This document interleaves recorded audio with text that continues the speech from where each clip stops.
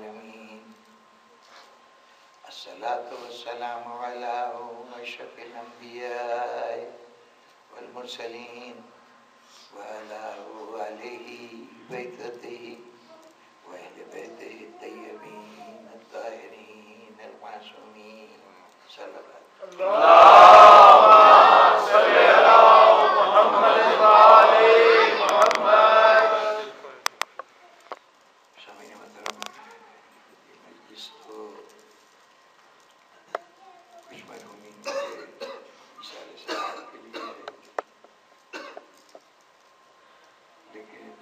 سے مجلس کا انعقاد ایک ایسی تاریخ کو ہو رہا ہے کہ جس کی اہمیت تقاضا کرتی ہے کہ اسی ربط سے گفتگو کی جائے. تاریخ کی اہمیت کا تعلق نظام ہدایت سے. اللہ نے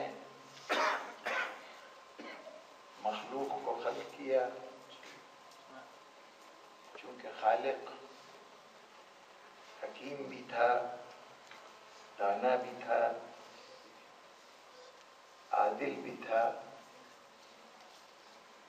اور ان ساری صفات کا تقاضا یہ تھا کہ اس کی مخلوق کی تخلیق بے مقصد نہ رہی ہو.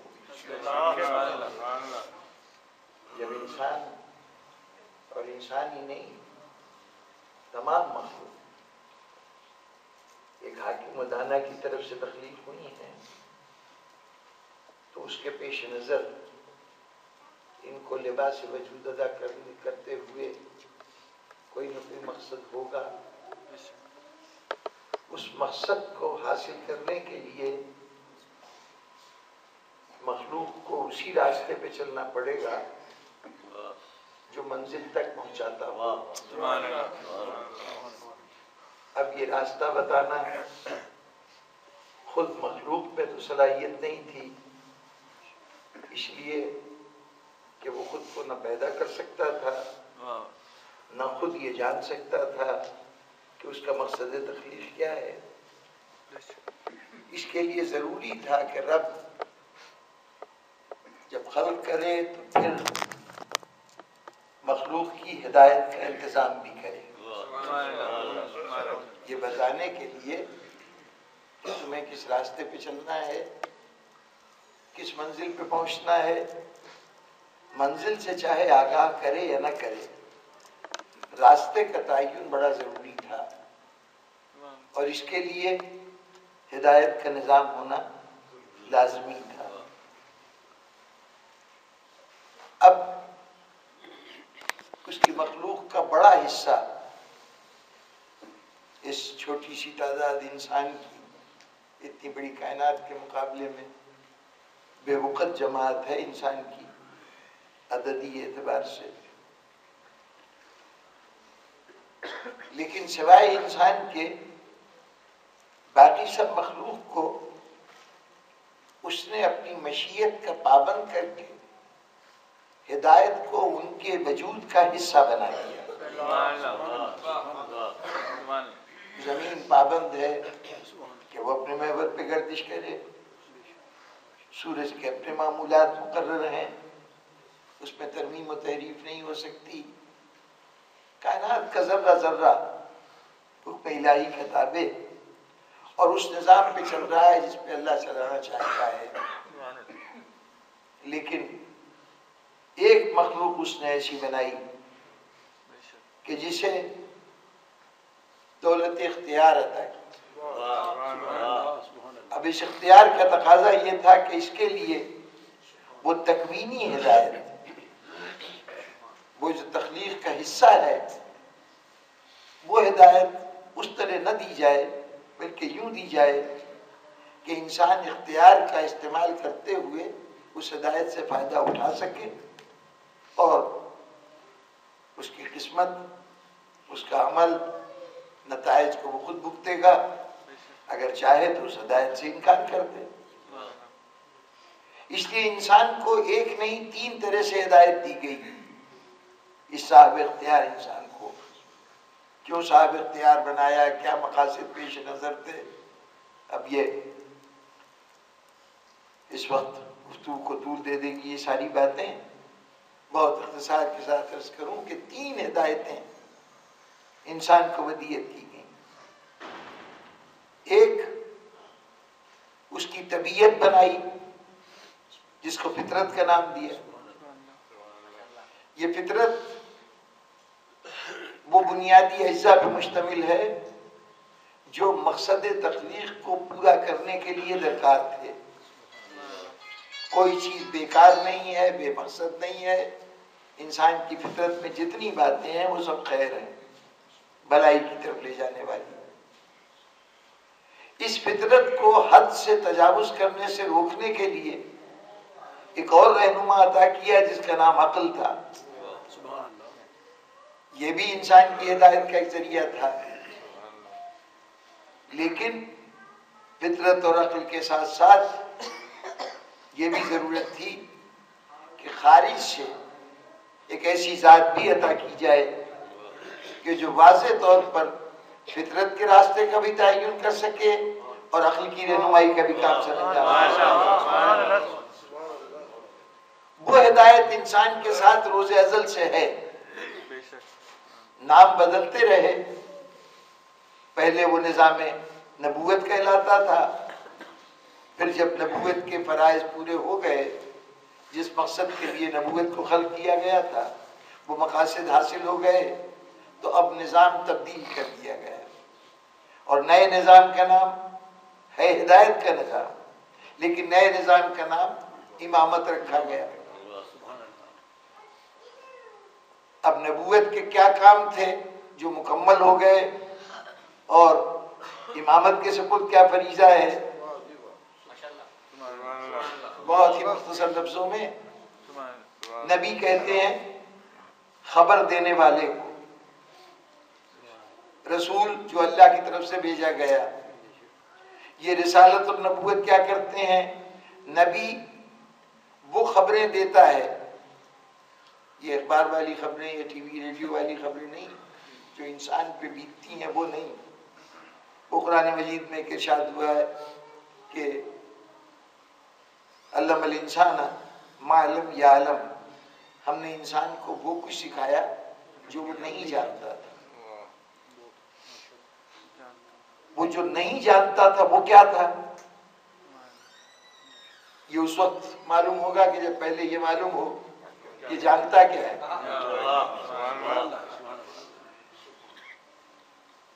تو مختصر سے لفظوں میں ہر وہ شے, ہر وہ خبر, ہر وہ بات جو حواس خمسہ سے انسان جان سکے, وہ علم ہے جسے انسان جانتا ہے یا جان لے گا.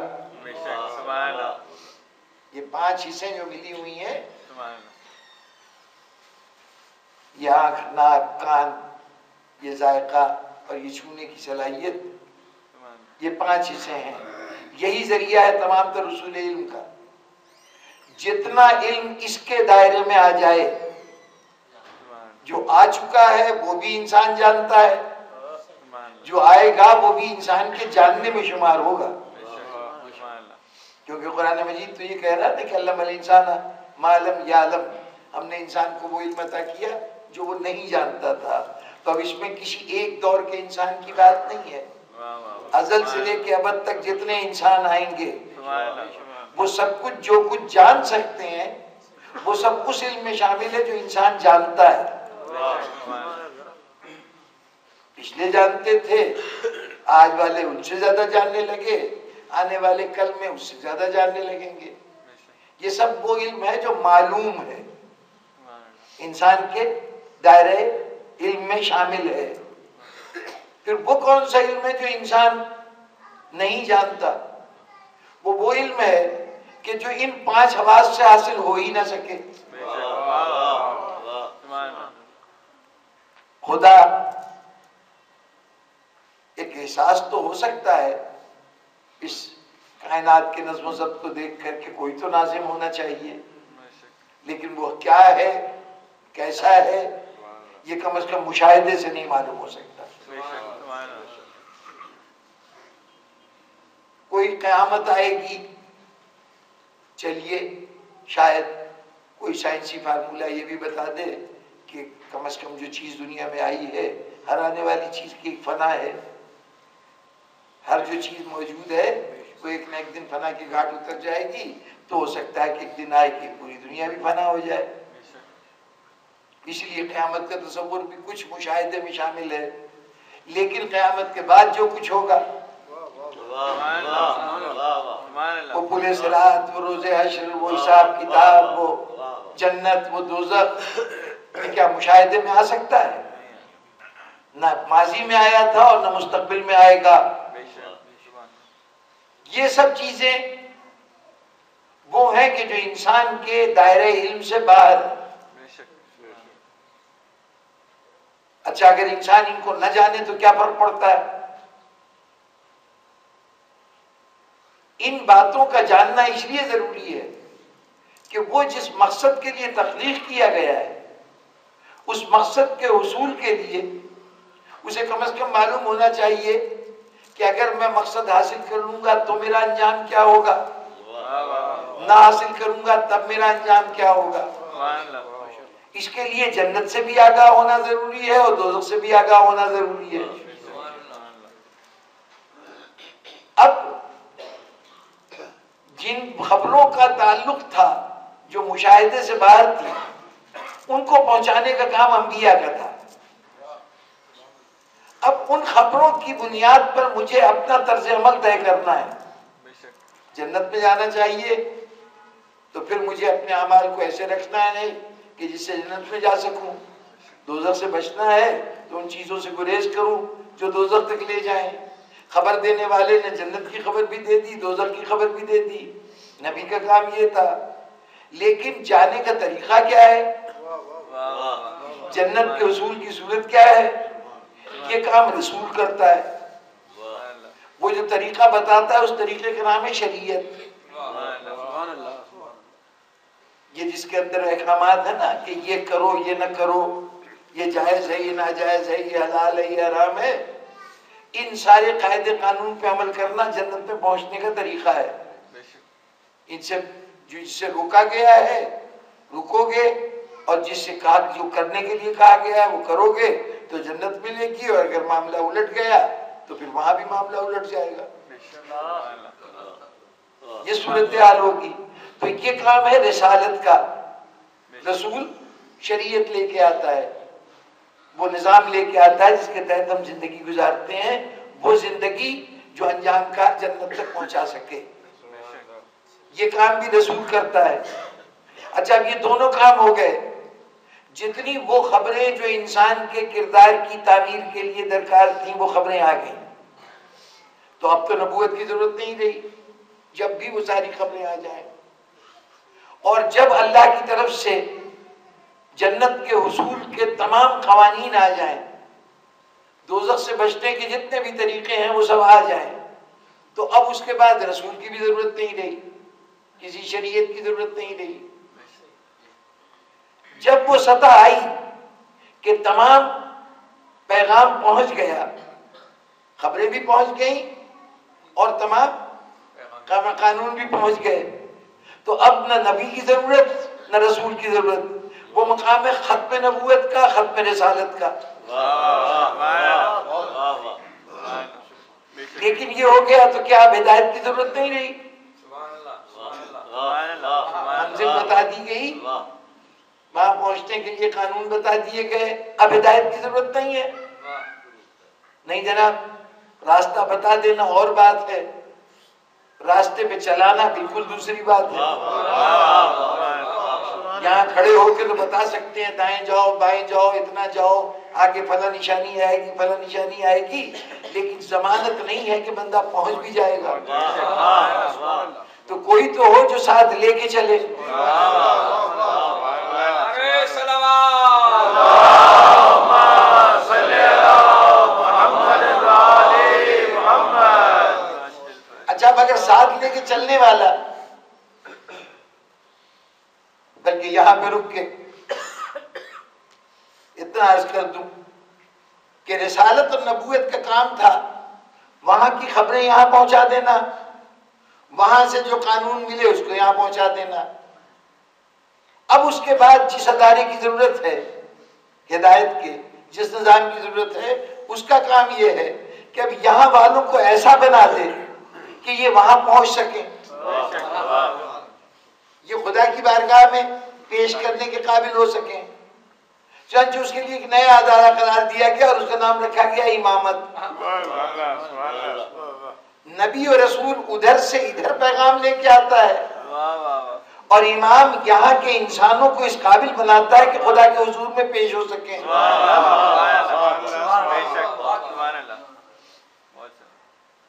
اور یہیں پر یہ بات پیش نظر رہے کہ قرآن مجید نے ایک عجیب بات کہی. انبیاء بھیجے ہماری ہدایت کے لیے، رسول بھیجے، لیکن قیامت کا دن جب آیا تو کہا کہ وہاں پر ہم جو تمہیں بلائیں گے تو تمہیں تمہارے امام کے ساتھ بلائیں گے. اس میں امام کی شرط نہیں رکھی کہ کون سا امام ہوگا، بلائیں گے امام کے ساتھ. غور فرمائیے کہ نبی آئے، تبلیغ کی، ایک جماعت نے ان کے اوپر اپنے ایمان کا اظہار کیا اور ایک کثیر جماعت یا تو ان سے ناواقف رہی یا انہوں نے ان پر وہ ایمان نہیں لائے.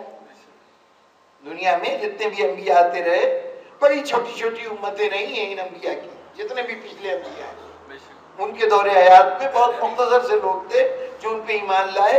اکثریت ہر دور میں انبیاء کے پیغام کو قبول نہیں کرتی رہی. آخری پیغمبر جو سب سے زیادہ کامیاب پیغمبر ہے عددی اعتبار سے، اسلام قبول کرنے والوں کی سب سے بڑی جماعت دنیا میں آج تک کسی نبی نے 1,24,000 انبیاء میں سے کسی نبی کی امت اس کے وقت وصال اتنی بڑی نہیں تھی جتنی ہمارے آخری پیغمبر کی جماعت.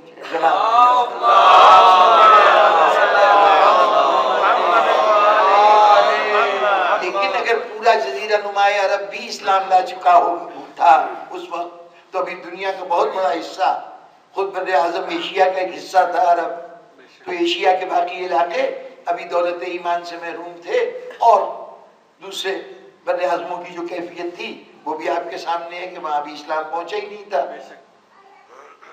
تو ہر نبی کی امت بڑی محدود ہوتی ہے. اگر یہ کہہ دیا جاتا کہ قیامت کے دن انبیاء کے ساتھ ان کی امتوں کو بلایا جائے گی تو اس انسانیت میں سے صرف تھوڑے سے لوگ پیش ہوتے قیامت میں اور باقی سب کے لیے وہاں پیش ہونے کی بھی گنجائش نہیں. لیکن کوئی انسان دنیا میں نہیں ہے کہ جو اپنے عرصہ حیات کو بغیر کسی کی رہنمائی کے گزار دے. وہ رہنما گھر کا بزرگ ہوں، وہ رہنما استاد ہوں، وہ رہنما سیاسی رہنما ہوں، کسی بھی اعتبار سے کوئی نہ کوئی ہو جو انہیں بتائے کہ زندگی کے طور طریقے کیسے گزارے جائیں. تو اب جب ہر انسان محتاج ہے کسی سے رہنمائی لینے کا تو اللہ نے کہا کہ انبیاء کو ہم یہ ذمہ داری نہیں سونپتے کہ وہ امتیں لے کے آئیں. وہ جو رہنمائی دیتا ہے، جو کسی کی ہدایت کو قبول کرتا ہے، وہ اپنے اس شخص کے ساتھ آئے جس کی ہدایت کو اس نے اختیار کیا تھا. اب اس میں ائمہ ہدایت بھی ہیں اور وہ ائمہ بھی ہیں جو جہنم کی طرف لے جاتے ہیں. جنت کی طرف لے جانے والے بھی امام ہیں اور جہنم کی طرف لے جانے والے بھی امام ہیں. بہرطور یہ امامت کا انسٹیٹیوشن اس لیے ہے کہ انسان کو اس قابل بنا سکے کہ بارگاہ خداوندی میں پیش ہو سکیں. لیکن اب ایک اور منزل اس کے آگے کی کہ اگر امام انگلی پکڑ کر ہی انسان کو چلاتا رہے اور منزل تک پہنچا دے تو ایسی صورت میں اس اختیار کو کیا کروں کہ جو اللہ نے مجھے دیا تھا؟ مجھے تو موقع ہی نہیں ملا. اور اس کے علاوہ بھی یہ بات پیش نظر رہے کہ وہ جو 1,24,000 انبیاء آئے ہیں وہ رات دن جو سبق پڑھاتے رہے ہیں تو یوں سمجھیے کہ ایک یونیورسٹی تھی، پرائمری اسکول سے تعلیم شروع ہوئی، اور یونیورسٹی کے آخری درجے تک وہاں تعلیم ہو گئی. وہ آدم آئے تو حروف تاجی پڑھاتے رہے، الف بے پیتے کا ورد کرواتے رہے، اور پھر اس درجہ بدرجہ سلسلے بڑھتے چلے گئے. حضرت آدم سے لے کے حضرت نوح تک انسان بڑی یوں سمجھیے کہ خالصتاً مادی ضروریات کو پورا کرنے کے لیے ادھر ادھر ہاتھ پیر مار رہا تھا. یہ سلسلہ حضرت نوح سے آگے بڑھتے بڑھتے حضرت ابراہیم تک آیا ہے کہ انسان کی تمام تر ارتقاء مادی میدان میں ہے. حضرت آدم، ان کی زندگی کی سب سے بڑی ایجاد جو بائبل نے بتائی وہ یہ کہ انہوں نے انجیر کے پتوں کو اپنے لباس کے طور پہ استعمال کیا. یہ بھی دریافت ہے نا، کسی چیز کو جو مقصد کسی اور مقصد کے لیے خلق ہوئی تھی اس کے مقصد کو بدل دینا. یہ حضرت آدم کے زمانے میں ہوا. ان کے بعد حضرت ادریس آئے، انہوں نے سینہ پرونا سکھایا، انہوں نے گنتی سکھائی، انہوں نے کاشتکاری سکھائی. اب وہ آج کے زمانے کی کاشتکاری نہ ہوگی، بس یہ کہ کبھی بیج ڈال کے اپنی مقصد کا پودا بھی حاصل کیا جا سکتا ہے. یہ کام انہوں نے کیا.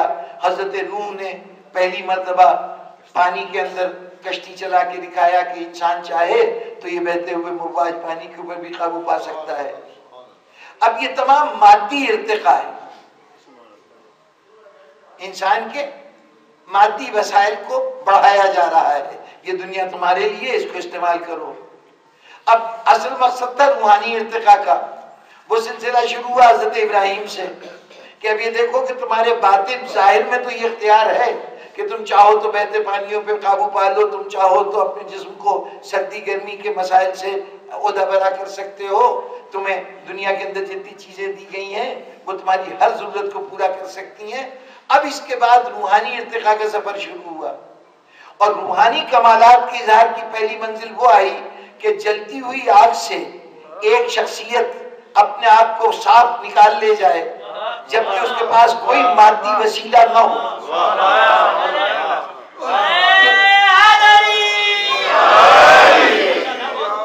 یہ روحانی ارتقاء کا سفر تھا.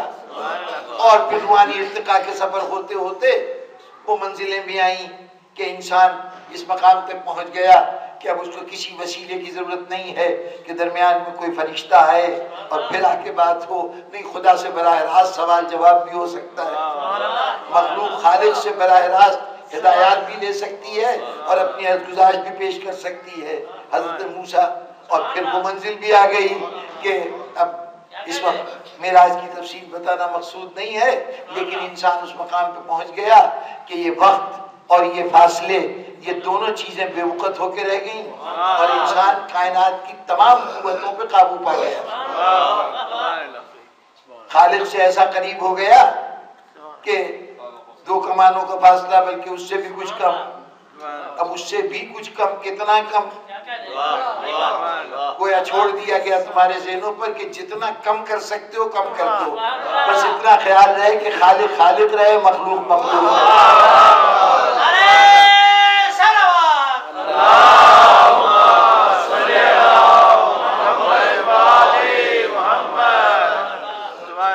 اچھا، یہ سب تو یوں سمجھیے کہ استاد کھڑا ہو کے بتا رہا ہے کہ تم یہ بھی کر سکتے ہو، تم یہ بھی کر سکتے ہو، تم یہ بھی کر سکتے ہو. اب ابھی تک تعلیم جاری تھی، تعلیم کے سارے مدارج دکھا دیے گئے، استادوں نے کوئی سبق چھوڑا نہیں، انسان کی ترقی کے لیے کوئی منزل چھوڑی نہیں، سب تعلیم دے دی. اب اس کے بعد کیا کیا جائے؟ استاد تو آخری درس دے کے چلا گیا. اب اس کے بعد نئے استاد آئے. ان کا کام یہ ہے کہ وہ کہیں آؤ، اب آؤ تمہیں مشقیں کراتے ہیں، اب عملی طور پر تم کرو گے، ہم دیکھیں گے. اور اب کیا عرض کروں، یہ بہت ہی لمبی گفتگو ہے، میں انتہائی تیزی سے نتیجے تک پہنچنا چاہتا ہوں. یوں سمجھیے کہ وہ مشقیں شروع ہوئیں کہ اب یہ کیا گیا کہ کل تک تو ہم کھڑے ہو کے تمہیں انگلی پکڑ کے بتاتے تھے، دیکھو ہم کر کے دکھاتے تھے، ہم کیا کر کے دکھاتے تھے. اب وقت آیا کہ ہم چاہتے ہیں کہ تم کچھ کرو لیکن ہم تمہاری ہدایت کے لیے موجود ہیں. چنانچہ کیا کیا گیا کہ ہم بیٹھتے ہیں آرام سے، تم مسند اقتدار پہ بیٹھو، تخت سنبھالو، تاج سنبھالو، جو دل چاہے کرو۔ اب ہم تمہیں موقع دے رہے ہیں کہ تم خود کچھ کر کے دکھاؤ۔ چنانچہ یہ کچھ کر کے دکھانے کے مراحل گزرتے گزرتے ایک مرحلہ آیا کہ اب بہت کچھ کر لیا، اب ذرا ہم امتحان لینا چاہتے ہیں کہ 1,24,000 انبیاء کا پڑھایا ہوا سبق اور ہماری رہنمائی میں جو تم نے مشقیں کی ہیں ان سب کے نتیجے میں کیا ہوا؟ کیا وہ انسان بن گیا کہ جو صراط مستقیم پر چل سکے بغیر اب کسی نئی ہدایت کے؟ وہ جو کچھ ماضی میں پڑھ چکا ہے اس کی بنیاد پر وہ صراط مستقیم پر چل سکتا ہے کہ نہیں؟ تو ایک دن کہا گیا کہ تمہارا امتحان لیا جائے گا، ایک کمرہ امتحان تجویز کیا گیا اور اس میں کہا گیا کہ کون کون اس امتحان میں حصہ لے گا۔ اب پوری کائنات پہ نظر ڈال کر، پوری کرۂ ارض پہ نظر ڈال کر جو ایسے طالب علم تھے جو تمام نچلے درجے کے امتحانوں میں کامیاب ہو چکے تھے، ان منتخب لوگوں کو بلایا گیا کہ اب یہ سب سے بڑا امتحان ہے نا، تو ہر آدمی نہیں دے سکتا، اس لیے جو آدمی صلاحیت نہیں رکھتا، جو اہلیت نہیں رکھتا، جس نے نچلے امتحان پاس نہیں کیے، ان سے راستے میں کہا جا رہا چلے جاؤ، تمہاری ضرورت نہیں ہے، خدا حافظ، مجمع کو منتشر کیا جا رہا ہے۔ اور جو بہترین نظر آئے طالب علم ان کو کمرہ امتحان میں داخل ہونے کی اجازت ملی، اور وہاں کمرہ امتحان میں داخل ہونے کے بعد کہا دیکھو بھائی اب تک تو جو کچھ تمہیں کرنا ہوتا تھا ہم سے پوچھتے تھے، ہم بتایا کرتے تھے، ہم سے رہنمائی لیتے تھے، لیکن جب کمرہ امتحان میں آ گئے تو اب استاد تمہیں مشورے نہیں دے سکتا۔ استاد اسی وقت تک پڑھا سکتا تھا جب تک پرچہ تمہارے ہاتھ میں نہیں تھا، اب تمہیں پرچہ دے دیا گیا ہے، اب میں اپنی بیعت تمہاری گردنوں سے اٹھاتا ہوں، اب تھوڑی دیر کے لیے مجھ سے نہ پوچھنا کہ ہمیں کیا کرنا ہے۔ یہی تو مرحلہ تھا نا۔ تمام پابندیاں ہٹا دی حسین نے شب عاشور، اور شب عاشور انسانیت نے پہلی مرتبہ یہ ثابت کیا کہ اگر صحیح طور پر ہدایت یافتہ انسان ہو جس نے تعلیمات پیغمبر سے پورا فائدہ اٹھایا ہے، انبیاء کی تعلیمات سے، تو اگر اس کے اوپر سے ہاتھ اٹھا لیا جائے اور اس کی عقل کو آزاد کر دیا جائے تو اس کا فیصلہ اور اللہ کے نمائندے کا فیصلہ ایک ہو جاتا ہے۔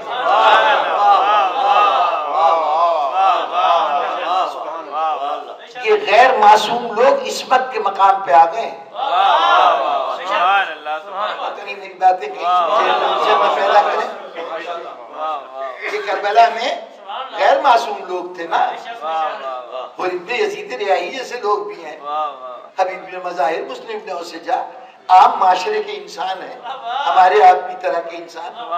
ان انسانوں نے اپنے آپ کو اتنا پاکیزہ، اتنا بلند کر لیا ہے کہ کم از کم آج کی رات وہ جو کچھ فیصلہ کر رہے ہیں وہی فیصلہ حسین کا فیصلہ ہے،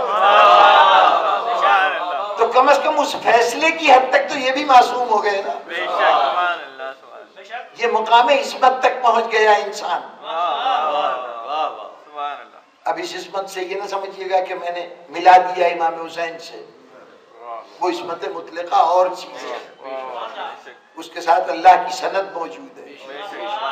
یہ عصمت بنائی ہوئی، حاصل کی ہوئی عصمت ہے، وہ وہبی ہے، یہ اکتسابی ہے، لیکن یہ اس مقام پہ ضرور آ گئے ہیں کہ جہاں پر بتا رہے ہیں کہ انسان اس قابل ہو گیا ہے کہ اگر اس کو آزاد کر دیا جائے تو وہ وہی فیصلے کرتا ہے جو معصوم کا فیصلہ ہوتا ہے۔ یہ رات ایسی رات تھی کہ جو تاریخ ہدایت کی سب سے اہم رات تھی، ابھی تک پڑھایا جا رہا تھا، نتیجہ معلوم نہیں تھا، اب پہلی مرتبہ بظاہر بڑی چھوٹی سی جماعت آپ کو لگے گی، لیکن یہ چھوٹی سی جماعت آپ کی نگاہ میں ہو، وہ جو بنانے والا ہے نا، دریاؤں میں بعض اوقات ریت میں سونے کے ذرے بھی آ جاتے ہیں، پہاڑوں سے پانی ٹکراتا ہوا اپنے ساتھ طرح طرح کی مادی چیزیں لے کے نکلتا ہے، تو اس میں بعض دریاؤں میں جو سونے کی کانوں سے کہیں گزر کے آ رہے ہوں اس کے کچھ حصے، تو ان کی ریت میں ذرے سونے کی بھی ہوتے ہیں. اس سونے کے لیے اب باقاعدہ جا کے وہاں پوری پوری ٹیمیں جا کے بیٹھتی ہیں. یہ آج بھی ہوتا ہے اور پہلے بھی بہت ذوق و شوق سے ہوتا تھا کہ اب وہ بیٹھ کے ریت چھانی جا رہی ہے. سارا دن کی محنتوں کے بعد چند رتی سونا حاصل ہوا. جتنی ریت انہوں نے چھان کے پھینک دی، بیکار ریت، وہ شاید ٹیلا بن جائے اپنی جگہ پر، اور جو اس میں سے سونا حاصل ہوا وہ چٹکی بھر ہے. لیکن یہ سارا دن کی ساری محنتیں صرف اس چٹکی بھر سونے کے اصول کے لیے تھی. اس ریت کی مقدار نہ دیکھیں جو بیکار ڈھیر لگتا جا رہا ہے. ان کے نزدیک تو اہم چیز وہ ہے جو انہوں نے حاصل کی ہے اس میں. یہ ایک میدان نہیں ہے، یہ تو انسان کی کوششیں ہیں نا. نظام قدرت کو اگر دیکھیے تو کیفیت یہ ہے کہ کتنے درخت ہیں کہ جن کے اوپر جو بیج آتے ہیں ان کی تعداد کتنی زیادہ ہوتی ہے. یہ انجیر کا درخت، پیپل کا درخت، برگد کا درخت، یہ ان کے اوپر چھوٹے چھوٹے دانے لگتے ہیں. ایک ایک دانے کے اندر ہزار ہزار بیج ہوتے ہوں گے. یعنی اگر ایک موسم میں کروڑوں نہیں تو لاکھوں بیج تو ضرور اس درخت کے اوپر آتے ہوں گے. یہ لاکھوں بیج کس لیے آئے ہیں کہ اسی طرح کے درخت پیدا ہوں. جس درخت کے بیج ہیں یہ اس کی افزائش نسل کا سلسلہ ہے. لیکن وہ بیج کچھ تو غذا بن گئے، پرندوں کی، جانوروں کی، انسانوں کی. کچھ بیج زمین پہ گرے تو زمین سنگلاخ تھی، اس نے کچھ نتیجہ نہیں دکھایا. کچھ ایسے تھے کہ وہ ایسی جگہ گرے کہ وہاں گل سڑ گئے، پانی میں پڑے پڑے، ان کے اندر وہ نمو کی صلاحیت نہیں رہی، یا اتنی حرارت پڑی کہ اس سے سوکھ گئے. ان میں سے کچھ ایسے تھے کہ جو کہیں زرخیز زمین پہ گئے وہاں پھوٹ پڑے. اب کسی حیوان نے آ کے اپنی غذا بنا لی ان نوخیز پودوں کی، کہیں کسی گزرتے ہوئے انسان کے پیروں تلے پودا کچلا گیا. مشکل سے ایک پودا نکلا کہ جو بڑھ کر اسی طرح درخت بن گیا جیسے وہ پہلا درخت تھا. وہ جو لاکھوں بیج دیے گئے تھے اس درخت کو صرف اس ایک درخت کے حاصل کرنے کے لیے دیے گئے تھے. قدرت کو اس کی پرواہ نہیں کہ ضائع کتنے ہو رہے ہیں، قدرت کو فکر یہ کہ وہ ایک تو مل جائے. بس یہ مت دیکھے دنیا کہ کربلا میں کتنے آدمی تھے جو ہر امتحان میں کامیاب ہوئے. یہ سب خس و خاشاک ہے قدرت کے نزدیک ہمارا وجود. وہ تو کہے گا کہ یہ دنیا بنائی انہی 72 کے لیے تھی. اب جب یہ 72 بن گئے جو ہر امتحان کو کامیاب کر گئے، تو اب ضرورت اس بات کی ہے کہ اب موقع دیا جائے کہ اب یعنی انسان نے ثابت کر دیا نا کہ انسان اس مقام پہ ہے کہ اگر اس کو آزاد کر دیا جائے، اس پہ کوئی پابندی نہ رہے، تو پھر ایسی صورت میں یہ انسان بھی وہی فیصلے کرتا ہے جو اللہ کا بھیجا ہوا نمائندہ کرتا ہے. گویا اب اس کو انگلی پکڑ کر چلانے کی ضرورت نہیں ہے. آج گویا ڈگری مل گئی کہ اب یہ یونیورسٹی سے فارغ التحصیل ہو گیا. اب جاؤ، زندگی ہے تمہاری، اس زندگی کے اندر جو کچھ ہم نے پڑھایا ہے اس کو برت کے دکھاؤ. آج سند مل گئی، آج تم فارغ التحصیل ہو گئے. انسانیت پر اعتماد کی رات ہے شب عاشور. وہ اللہ نے جو اس اعتماد پر ابلیس سے کہا تھا کہ جا جو تجھ سے ہو سکتا ہے کر لے، میرے جو مخلص بندے ہیں وہ بہت اور تیرے دام میں نہیں آئیں گے. اب ہم تو سمجھ رہے ہیں کہ بہت عرصہ گزر گیا، نگاہ قدرت میں اس عرصے کی کوئی اہمیت نہیں. ان 72 کے آ جانے نے قول خدا کو سچا ثابت کر دیا. تو نے سمجھا کہ ہم نے بہکا دیا، بہکا دیتا، اگر ان کو بہکاتا تو ہم جانتے.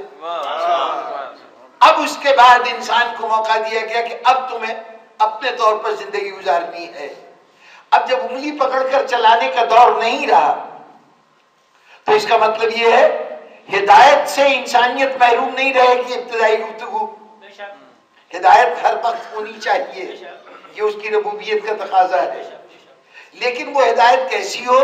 انبیاء کی طرح کی اس کی ضرورت نہیں رہی، رسولوں کی طرح کی نہیں ضرورت، امامت کی صورت میں ہدایت کی ضرورت ہے لیکن کیسی؟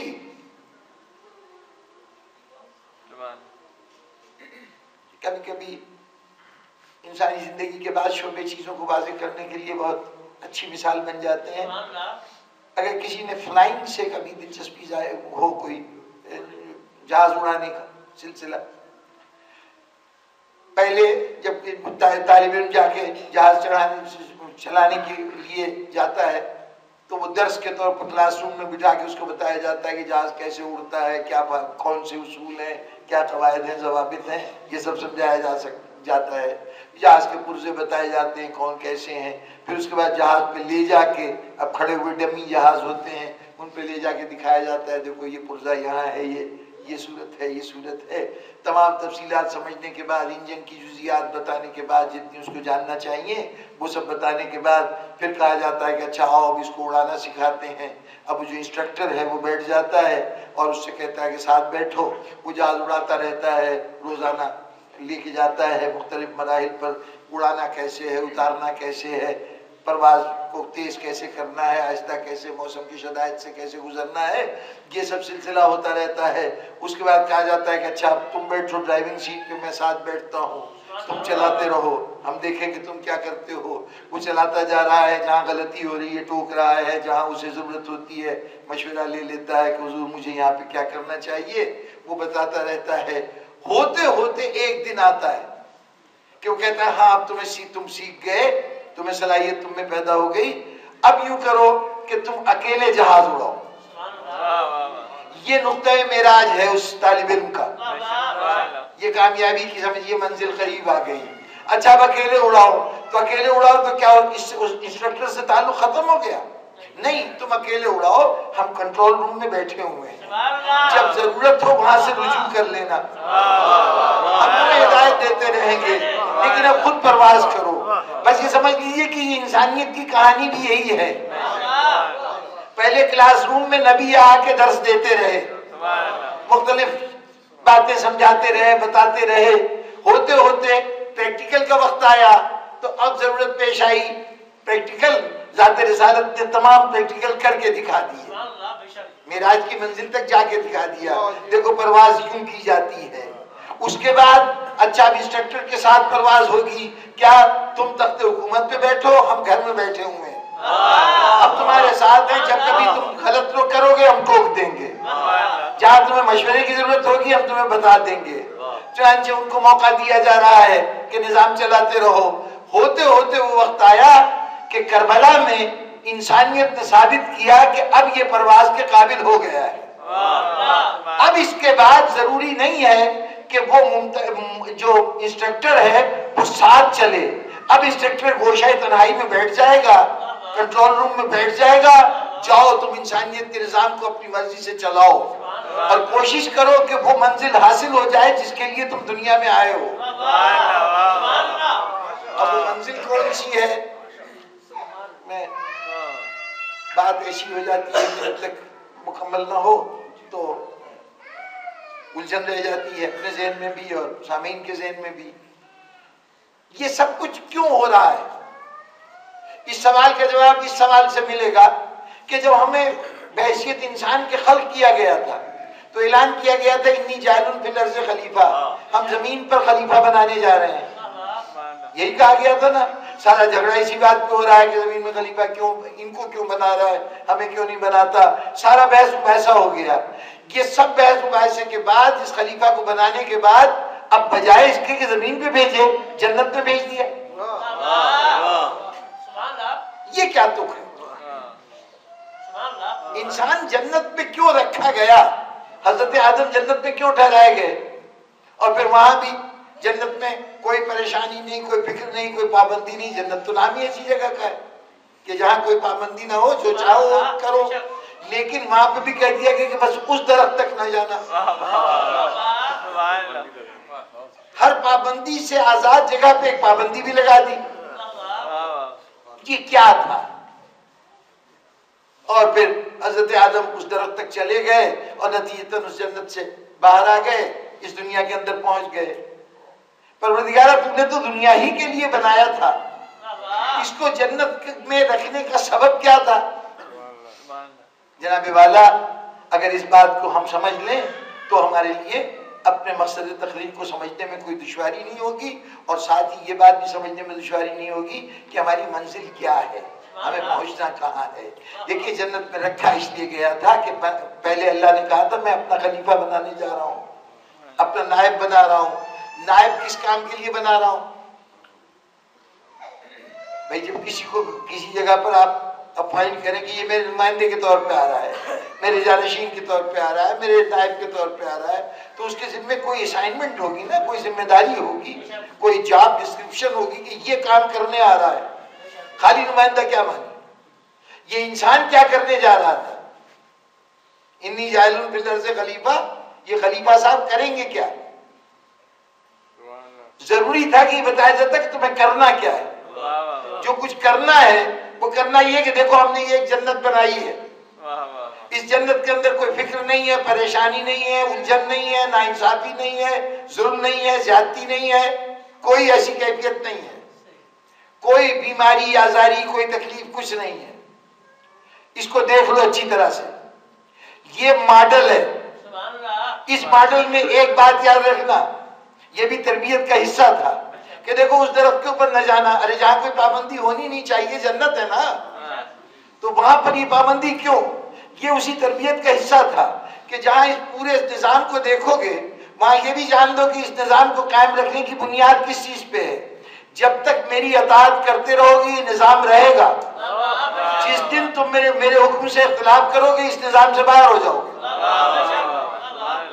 اچھا اب یہ تم نے دیکھ لی جنت، اب جاؤ، یہ دنیا ہے، اس کے اندر ہر چیز موجود ہے، وہ ساری چیزیں موجود ہیں جو جنت میں موجود ہیں، لیکن یہاں بدنظمی ہے، انتشار ہے، تصادم ہے، ایک دوسرے پر غلبہ پانے کا جذبہ ہے، چنانچہ اختلافیاں ہیں، ناانصافیاں ہیں۔ اب تم جاؤ اور اس کو ویسا بنا دو جیسی جنت ہم نے تمہیں دکھائی ہے، جس میں ہر طرف عدل ہو، ہر طرف مساوات ہو، ناانصافی نہ ہو، کوئی کسی کا حق نہ چھینے، کوئی کسی سے زیادتی نہ کرے، کوئی کسی پہ ظلم نہ کرے۔ یہ فریضہ ہے انسان کا، وہ ماڈل تھا جو دکھایا گیا تھا، اور اس ماڈل کے کامیابی کا اصول بھی بتا دیا گیا کہ اطاعت الہی کرو گے تو اس ماڈل میں رہو گے، یا یہ ماڈل قائم رہ سکتا ہے، ورنہ یہ جنت جنت نہیں رہے گی، تمہیں بے دخل ہونا پڑے گا۔ چنانچہ اب انسان یہ مشن لے کے آیا ہے، اب آپ کے اور ہمارے ذمہ کام یہ ہے کہ ہمیں اس دنیا کو جنت بنانا ہے۔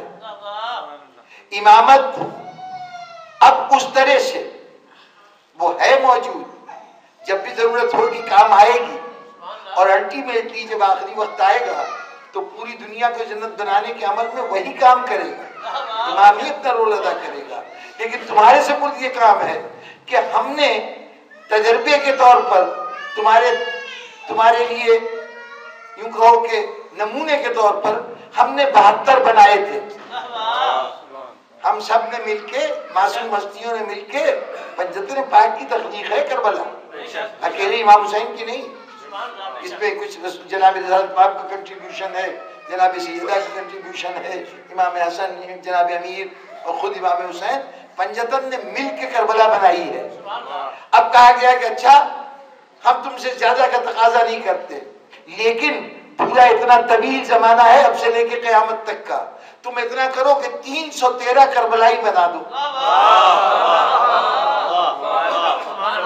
جب یہ 313 بن جائیں گے تو اس وقت پھر وہ ذات ظاہر ہوگی کہ جو آ کے ان 313 سے پوری دنیا کو انہی جیسا بنا دے۔ اپنے رنگ میں رنگ لینا اس کا کام ہوگا، تمہارا کام یہ 313 بے مثل افراد بنا دینا۔ اب سوچئے کہ یہ ذمہ داری ہمارے کندھوں پہ ڈالی گئی، لیکن ہدایت سے ربط ٹوٹے گا نہیں، تو اب ہدایت کیسے ہو؟ امامت کیا انگلی پکڑ کے چلائے؟ بس آج کی رات وہ رات ہے. یہ دن جو ہے 8 ربیع الاول، یہ وہ تاریخ ہے. ایک شب عاشور کا مرحلہ تھا کہ جب فیصلہ ہوا کہ انسان اس قابل ہے کہ اس کو اب آزاد چھوڑ دیا جائے. لیکن اگر اسی وقت اچانک یہ فیصلہ ہو جاتا کہ اب جو انسٹرکٹر ہے وہ جا کے کسی گوشہ تنہائی میں بیٹھ گیا، ایسے گوشے میں بیٹھ گیا جہاں براہ راست اس سے کوئی ربط نہیں رہا، جس کے لیے ہمارے یہاں لفظ ہے غیبت. اگر اسی دن امام غائب ہو جائے تو یہ سوچئے کہ آپ باہر تیز دھوپ سے چل کے آ رہے ہیں، کمرے میں بظاہر کھڑکیاں بھی ہیں، دروازے بھی ہیں، لیکن بند ہونے کی وجہ سے ذرا سے تاریکی ہے. آپ اگر اس کمرے میں داخل ہوں گے، باہر تیز دھوپ تھی تو اندر داخل ہوتے پہلے آپ کو کچھ نظر نہیں آئے گا. تیز روشنی سے نکل کر انسان کم روشنی میں آئے، مکمل اندھیرا نہ ہو، وقتی طور پر اس کی آنکھیں دیکھنے کی صلاحیت سے محروم ہو جاتی ہیں. ہاں کچھ دیر وقت گزرے، یہاں پر رہتے رہے تو پھر بعد میں ہر چیز نظر آنے لگتی ہے، رفتہ رفتہ اشیاء کی شکل و صورت دکھائی دینے لگتی ہے. لیکن وقتی طور پر انسان نابینا ہو جاتا ہے. انسان ہدایت کے ایک مسلسل سورج کے سائے میں زندگی گزارتا رہا. حضرت آدم سے لے کے آخری پیغمبر تک مسلسل ہادی سامنے موجود، ان کے بعد بھی ہادی ہمارے سامنے موجود. اگر کربلا میں شب عاشور کے امتحان میں کامیابی کے بعد اچانک امام ہدایت غیبت میں چلی جاتی تو انسان اندھی ہو کے نہ معلوم کیا کر بیٹھتی. اس لیے ضروری تھی کہ اب غیبت کا عمل بھی آہستہ آہستہ ہو. آپ دیکھ لیجئے تاریخی طور پر صورتحال کیا ہے. امام حسین علیہ السلام تک، کربلا تک امام سامنے ہے، ہر اعتبار سے رابطہ ممکن ہے. اس کے بعد امام زین العابدین السلام کا دور شروع ہوا. اب کیفیت یہ ہے کہ پابندیاں بڑھ گئی ہیں، امام سے ملاقات عام لوگ نہیں کر سکتے، حکومت کا خوف ہے، اس کی اندیشے میں بہت کم لوگ امام سے رابطہ رکھتے ہیں. امام کا پیغام بھی دنیا تک پہنچ رہا ہے تو دعاؤں کی شکل میں پہنچ رہا ہے، باقاعدہ خطبوں کے اور بیانات کی صورت میں نہیں پہنچ رہا. دو اماموں کو خصوصیت سے موقع دیا گیا کہ کوئی بات ایسی رہ نہ جائے جو کل انسانیت کہے کہ ہمیں تو پتہ ہی نہیں تھا، ہمیں تو یہ بتایا ہی نہیں گیا. چنانچہ امام محمد باقر امام جعفر صادق علیہ السلام نے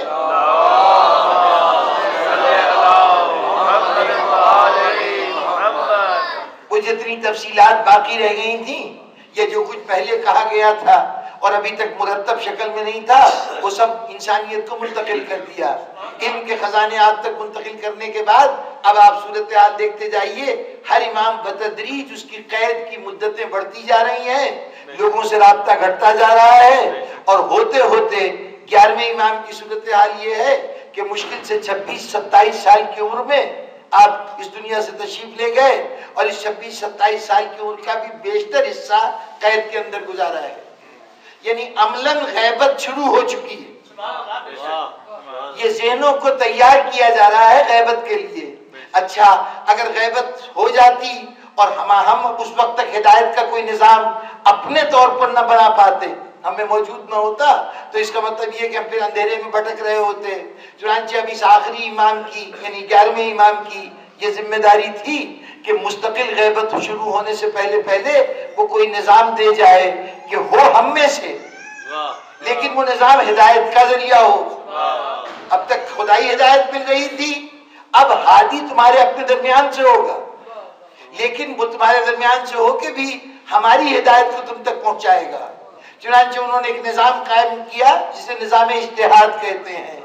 امام نے اس امام کی 11ویں امام کی جن کے روز شہادت ہے 8 ربیع الاول، انہوں نے ہمیں یہ عطا کیا ہے کہ انہوں نے ایک نظام دیا، مجتہدین کا نظام، کہ اب اس کے بعد ہم سے تمہارا براہ راست رابطہ نہیں ہوگا، لیکن تم ان علماء سے پہ نثار کرو کہ جو ہمارے فرامین کو، ہمارے ارشادات کو اپنے فتووں کی بنیاد بناتے ہیں، اپنے حکم کی بنیاد بناتے ہیں، جو ہماری روایت کو بنیاد بنا کر تم تک حقائق منتقل کریں، اب ان کی پیروی تمہیں کرنا. تم پر وہ حجت ہے، ان پر ہم حجت ہیں، اور یہ اس نظام کی کامیابی کی دلیل ہے۔ دیکھیے اب بہت ساری ضمنی بحثوں کو چھوڑتے ہوئے دنیا میں چند لوگوں کی ضدیں بڑی مشہور ہیں۔ راج ہٹ جو بادشاہوں کے ذہن میں آ جائے تو وہ پھر کسی کی نہیں سنتے، اپنی بات کرتے ہیں۔ بال ہٹ، یہ بچہ جو ہے اس کی ضد بھی اس قسم کی ہوتی ہے، وہ پس پردہ بھی کچھ شخصیتیں تشریف فرما ہوں گی، اس لیے تیسری ضد کا تذکرہ نہیں کرتا، میں اسے ضد نہیں کہتا، مستقل مزاجی کہتا ہوں۔ تو ان میں ایک ضد کا ذکر لوگ نہیں جانتے، اور وہ ضد ہے علماء کی ضد۔ خدا نہ کرے کہ کوئی عالم کسی بات پہ اڑ جائے، جب اڑ گیا تو اب دنیا ادھر سے ادھر ہو جائے، اب اس کے پاس دلائل بھی ہیں، اس کے پاس بولنے کے ذرائع بھی ہیں، بات کو واضح کرنے کے طریقے بھی ہیں۔ نتیجہ یہ ہوتا ہے کہ وہ بات جو ہے وہ ایک باقاعدہ نظریہ بن جائے گی، اور کچھ لوگ اس کو پیروی بھی شروع کر دیں گے۔ جتنی گمراہیاں جنم لیتی ہیں وہ علماء کی وجہ سے جنم لیتی ہیں، معذرت کے ساتھ، یعنی وہ ان علماء سے کہ جو ضد کا مظاہرہ کرتے ہیں، اور نتیجہ یہ ہوتا ہے کہ نیا گروہ، نئی جماعت پیدا ہو جاتی ہے۔ آپ کا نظام پورا گزشتہ 1250 سال سے خالصتاً علماء کے سپرد ہے، یہ معجزہ ہے، خالصتاً علماء کے سپرد ہے۔ علماء کوئی آسمان سے اترے ہوئے نہیں ہیں، ہم میں کے لوگ، ہم جیسے لوگ، ان کی بھی انا ہے، ان میں بھی خودی ہے، ان کی بھی ضد ہے، سب کچھ ہوگا، انسانی صفات ہوں گی، لیکن اب یہ امامت نے ایک ایسا نظام بنایا، اجتہاد کا نظام، کہ 1250 سال سے عالموں کے ہاتھ میں رہتے ہوئے جیسے ہم اس دن ایک تھے آج بھی ایک ہیں، ایسا نظام بنا دیا گیا کہ اس کے اندر تصادم نہ ہونے پائے، اس میں کوئی عالم دوسرے عالم سے ٹکرانے نہ پائے۔ اب وہ جزیات کو میں زیر بحث نہیں لا سکتا کہ نظام اجتہاد میں کیا کیا شاخ ابزار پر رکھے ہوئے ہیں کہ جس کی اسی نظام چل رہا ہے، لیکن اس نظام کا آج تک موجود ہونا، مجتہدین اسلام کے نظام کا موجود ہونا، مراجعین کا ہونا، کتنی عجیب بات ہے کہ مراجعین میں کس مرجع کی تقلید کریں یہ فیصلہ ہمارا، مرجع بننا ہم میں سے ہی کسی شخص کا علم کو اس مقام تک حاصل کر لینا کہ خود بھی رہنمائی کرے اپنی ذات کے لیے بھی اور دوسروں کے لیے بھی رہنمائی کا انتظام کر لے۔ خالصتاً غیر معصوم لوگوں کے ہاتھ میں نظام ہو، دنیا کی بادشاہیاں اتنے طویل عرصے تک نہیں چلتی جتنے عرصے تک ہمارے علماء کا یہ نظام چل رہا ہے، بغیر کسی تصادم اور اختلاف کے۔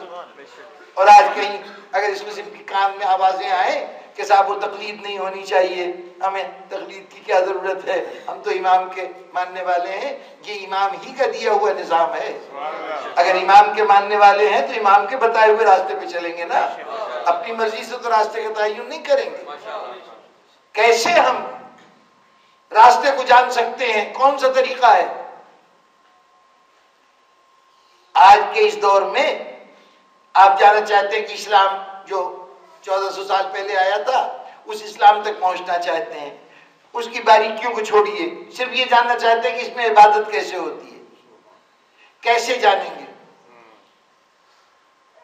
یہ جو اسلام ہے اس کے اندر عبادت کا طریقہ کیا بتایا گیا ہے؟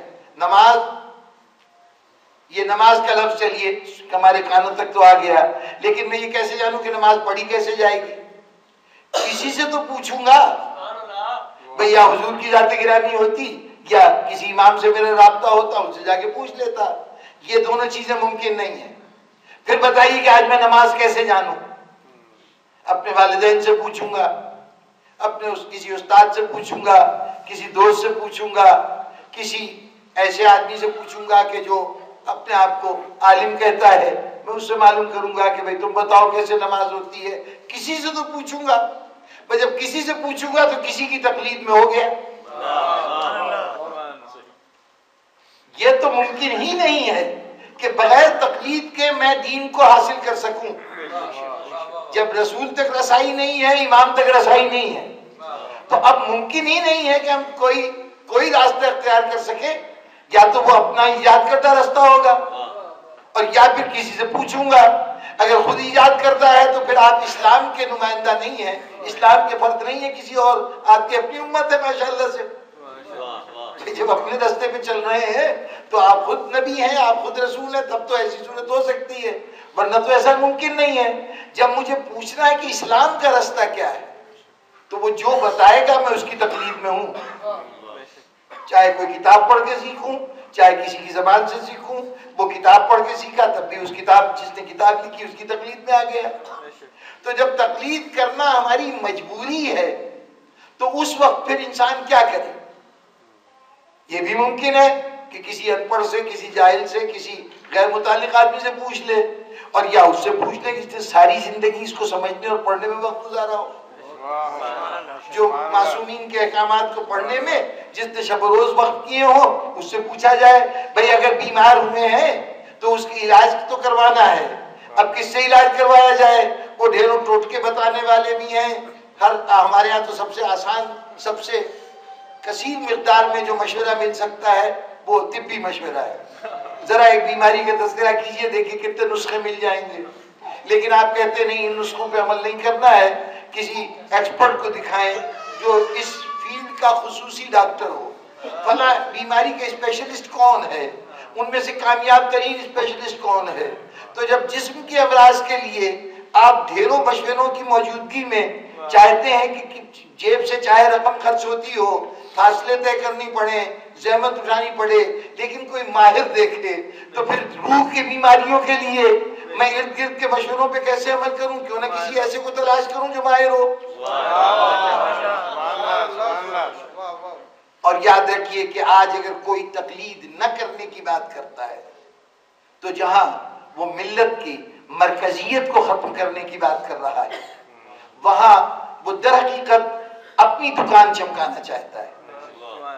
میں نے ایسی کتابیں دیکھی ہیں کہ وہ ایک صاحب نے لکھا تقلید کے بہت بڑے خلاف، اپنے آپ کو اخباری کہتے ہیں۔ اخباری ایک، اب اس کی وضاحت تو میں تفصیل سے کیا کروں، بات اور اخباری کا مطلب ان کے نزدیک یہ ہے کہ احکامات معصومین جو ہیں احادیث معصومین سے براہ راست حاصل کیے جائیں، کسی عالم سے نہ پوچھا جائے کہ یہاں امام کا فرمان کیا ہے، خود امام کے فرمان پڑھے جائیں اور اس سے حاصل کیا جائے۔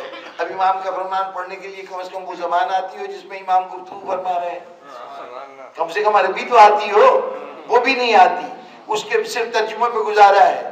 اس ترجمے پہ گزارا کرتے ہوئے بھی جگہ جگہ امام کا قول نقل کر کے یعنی بریکٹ میں لکھا اور پھر اس کے آگے کچھ اور مطلب اس کے بیان کیے۔ ہم نے کہا یہی یعنی کے لیے تو مجتہد کے پاس جاتے ہیں۔ جہاں بات سمجھ میں نہیں آتی وہیں پہ ہمیں رجوع کرنا پڑتا ہے۔ بار طور انہوں نے جناب موٹی سی کتاب لکھ دی جس میں عملیہ معصومین، کہ یہ معصومین کی طرف سے، یعنی اس میں نماز کیسے، تو ایک قول امام کا نقل کیا، دوسرا قول نقل کیا، تیسرا نقل کیا، تاکہ اس طرح سے نماز بن جائے آپ کی، یوں اہتمام کیا انہوں نے۔ خیر، وہ عملیہ معصومین میں پہلے چیپٹر میں لکھا کہ شیعوں میں مرجعیت صرف معصوم کی ہوتی ہے، یعنی مرجع جو ہے صرف معصوم ہو سکتا ہے، غیر معصوم نہیں ہو سکتا۔ یہ پہلے چیپٹر کے ابتدائی پہلا پیراگراف ہے، اس کے اندر یہ بنیادی انہوں نے مسئلہ چھیڑا ہے۔ کتاب کے ٹائٹل پر ان کا اس میں گرامی لکھا ہوا ہے مرجع اخبارین۔ آگے بہت سارے خطابات اور ہیں لیکن سب سے پہلا خطاب ہے مرجع اخبارین، اور اندر کہا جا رہا ہے کہ شیعوں میں مرجع جو ہے غیر معصوم ہو ہی نہیں سکتا۔ تو ساری مرجعیت ختم کر کے اپنی مرجعیت کا دعویٰ کرنا وہ اپنی دکان چلانے کی بات ہے۔ اس قسم کی کسی فریب میں ہم نہیں آ سکتے۔ ہمیں امام کے ارشاد کے مطابق اب اپنے اس عالم سے رجوع کرنا ہے۔ آپ کو کھلی آزادی ہے، آپ تمام دنیا کے علماء کی کوئی لمبی چوڑی فہرست ہے، ایران میں علماء ہیں، عراق میں علماء ہیں، بر صغیر کے ان علاقوں میں علماء موجود ہیں۔ جس کو آپ سمجھتے ہیں کہ سب سے بڑا عالم ہے، جس کو آپ سمجھتے ہیں کہ وہ شرائط مجتہدی میں رکھتا ہے، جو 7-8 شرطیں رکھی گئی ہیں، ان شرطوں کے اوپر اس کو پرکھے دیکھے، وہ جاہ پرست نہ ہو، دنیا دار نہ ہو، وہ علوم آل محمد پر گہری نظر رکھتا ہو، جتنا بڑا عالم ہو اس کی موجودگی میں کم تر عالم کی سے رجوع کرنے کی ضرورت نہیں، بڑے عالم کی طرف جائیے. صرف عالم نہ ہو، بعمل بھی ہو، یعنی یہ نہ ہو کہ صرف جانتا تو ہو لیکن اس کے اعمال اس کے بالکل برخلاف ہوں. نہیں، یہ تمام ساری شرطیں دیکھ لیجئے، اس کے اعتبار سے یہ فیصلہ آپ کا ہے کہ کس کی آپ تقلید میں ہیں. لیکن جب آپ نے تقلید منتخب کر لی تو اب آپ کو پریشان ہونے کی ضرورت نہیں کہ دوسرا مجتہد کیا کہتا ہے. یہاں میں یہ عرض کر دوں کہ تقلید کی حمایت میں یہ جملہ کہتے ہوئے آج یہ بات بھی آپ کی گوش گزار کر دوں کہ یہ تقلید کو ہم میں تفرقہ پیدا کرنے کی بنیاد نہ بنایا جائے. بعض حضرات اس دور میں یہ کوشش کرتے ہیں کہ جس مجتہد کی تقلید میں وہ ہیں وہ چاہتے ہیں کہ تمام لوگ اسی کی تقلید کریں. یہ ہمارے اس نظام کو براہ راست نقصان پہنچانے کا طریقہ ہے. آج ناسمجھ بہت سے ہمارے ساتھی ایسے ہیں کہ جو علماء اور مجتہدین کی شان میں گستاخیاں کرتے ہیں. میں سمجھتا ہوں کہ ان گستاخیوں کی بہت بڑی ذمہ داری ان لوگوں پہ عائد ہوتی ہے جو اپنے آپ کو اس نظام کا بڑا حامی کہتے ہیں، اس لیے کہ اپنی بات کو منوانے کے لیے جو ان کے کسی مجتہد نے کوئی بات کہی ہے وہ کہنا شروع کر دیتے ہیں کہ مراجعین کا فیصلہ یہ ہے، مجتہدین کا فیصلہ یہ ہے، آپ اس بات کو مانیے. تب بہت زیادہ مزاج پیش آ جائے گی. دیکھیے یہ عزاداری، یہ زندگی کے اور معمولات، یہ سب کی سب پہلے تو یہ بحث یہ اپنی جگہ پہ ہے کہ عزاداری کس حد تک فقہ کی حدود میں آتی ہے اور کس حد تک نہیں آتی ہے.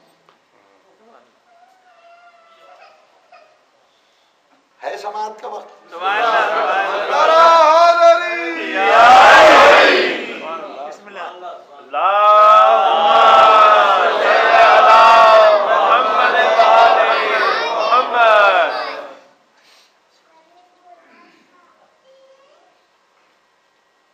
دیکھیے فقیہ جب فتویٰ دیتا ہے تو وہ 5 صورتوں سے باہر نہیں ہوگا. فتویٰ جس کو کہتے ہیں نا شرعی حکم، وہ 5 صورتوں میں لازماً ہونا چاہیے. یہ کہے کہ یہ کام حرام ہے، یہ کام حلال ہے، یہ کام مستحب ہے، یہ مکروہ ہے یا مباح ہے. اگر یہ 5 اصطلاحیں استعمال نہیں کرتا تو فتویٰ نہیں ہے. یا یہ لفظ ہوں گے یا اس کے متبادل جو شریعت فقہ میں رائج ہے وہ روپ ہوں گے. فقیہ کا کام ان 5 کیفیتوں میں کوئی بھی حکم جو ہے، کوئی سوال پوچھا جاتا ہے اس کے جواب میں کہے کہ ہاں یہ بات جائز ہے، ناجائز ہے، دوسرے لفظوں میں یہ بات حلال ہے یا حرام ہے. یا دوسری صورت یہ ہے کہ یہ مستحب ہے یا مکروہ ہے یا مباح ہے. ان الفاظ کے معنی کیا ہے اب اس وقت زیادہ تفصیل میں نہیں جانا. یہ 5 لفظ نہ ہو اور کوئی یہ کہے کہ یہ بات مناسب نہیں ہے، موضوع نہیں ہے، تو یہ مناسب نہیں ہے، یہ موضوع نہیں ہے، یہ بات جو ہے یہ فتویٰ نہیں ہے، اس کی کوئی شرعی پابندی نہیں ہے.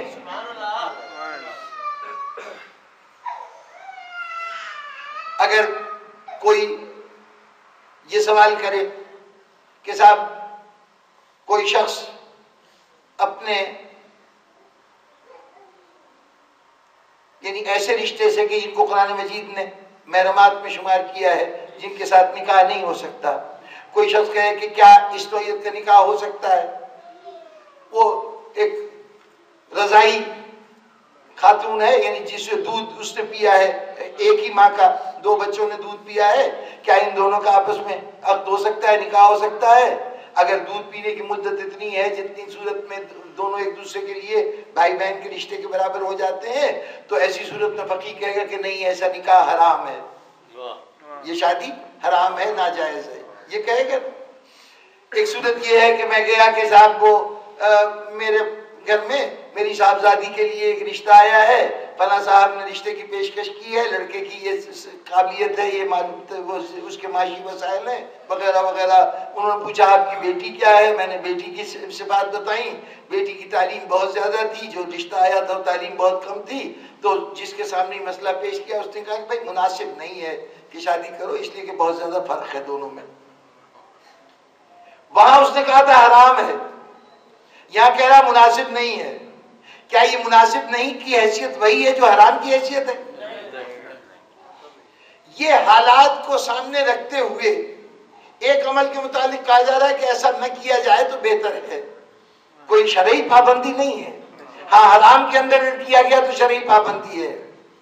اب اگر کسی مجتہد نے کسی موقع پر یہ کہا کہ آج کے جدید دور میں اگر آپ زنجیر سے ماتم کرتے ہیں اور خون بہاتے ہیں تو وہ دنیا جو آج کل ان چیزوں کو اس انداز سے نہیں دیکھتی جیسے ماضی کے زمانہ دیکھتا تھا، ایسی صورت میں ہو سکتا ہے کہ آپ کے اس عمل سے وہ کوئی غلط مطلب لیں، چنانچہ ایسا ماتم کرنا مناسب نہیں ہے۔ اس کو بنیاد بنا کر کوئی کہے کہ جی زنجیر کا ماتم حرام ہے تو یہ جو کچھ کہہ رہا ہے یہ کہنا حرام ہے۔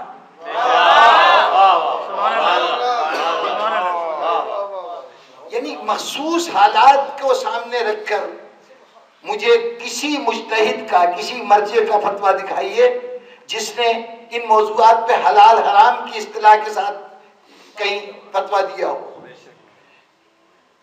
ایک تو یہ کہ تعداد ہی بہت کم ہے، مشکل سے 2 شخصیتوں کے اس سلسلے میں بیانات سامنے آئے، آیت اللہ مکارم شیرازی اور اس سے پہلے آیت اللہ جناب رہبر معظم آیت اللہ خامنائی، دونوں نے گفتگو کی ہے نامناسبت کی، کہ ہم یہ سنتے ہیں اور اس سے لوگوں کو تاثر یہ ہوتا ہے کہ یہ کوئی وحشی قوم ہے، اس اعتبار سے اگر یہ نہ کیا جائے تو بہتر ہے، یا یہ کہ یہ نہیں کرنا چاہیے۔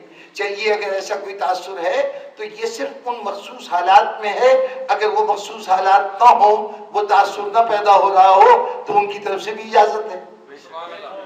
اب اس کو بنیاد بنا کر یہ کہنا شروع کر دینا کہ یہ حرام ہے اور پھر یہ کہنا کہ تمام مراجعین کا فیصلہ ہے، ذرا مراجعین کی مجھے فہرست تو دکھائیے کس نے کہا ہے۔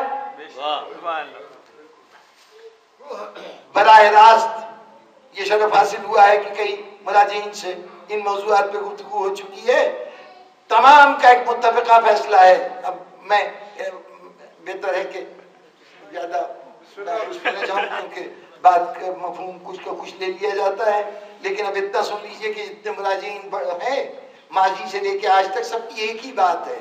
جو ہمارے ہاں یہ نہیں ہے کہ کوئی مجتہد آتا ہے تو وہ نئی باتیں کہے گا، جو کچھ کہے گا وہ قرآن و حدیث کی روشنی میں کہے گا۔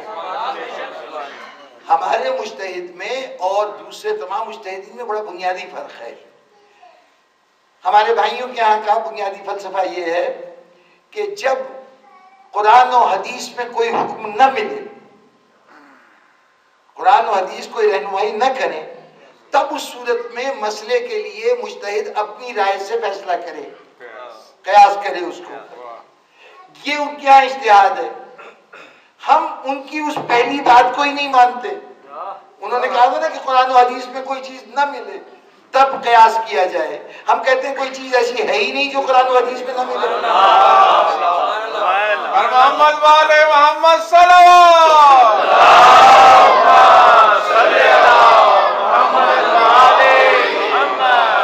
ان کا مجتہد قرآن و حدیث میں چیز ان کو نظر نہیں آئی اور وہ اپنی رائے دے رہا ہے۔ ہمارا مجتہد اجتہاد وہ بھی کرتا ہے، جد و جہد کوشش کرتا ہے۔ اجتہاد کا مطلب ہی کوشش کرنا ہے۔ وہ کوشش کس چیز کی کر رہا ہے؟ اپنی رائے ٹھونسنے کی نہیں، بلکہ اس کا کام یہ ہے کہ تلاش کر رہا ہے کہ کون سی قرآن کی آیت یا کون سی حدیث ہے جو اس مسئلے کا جواب دیتی ہے۔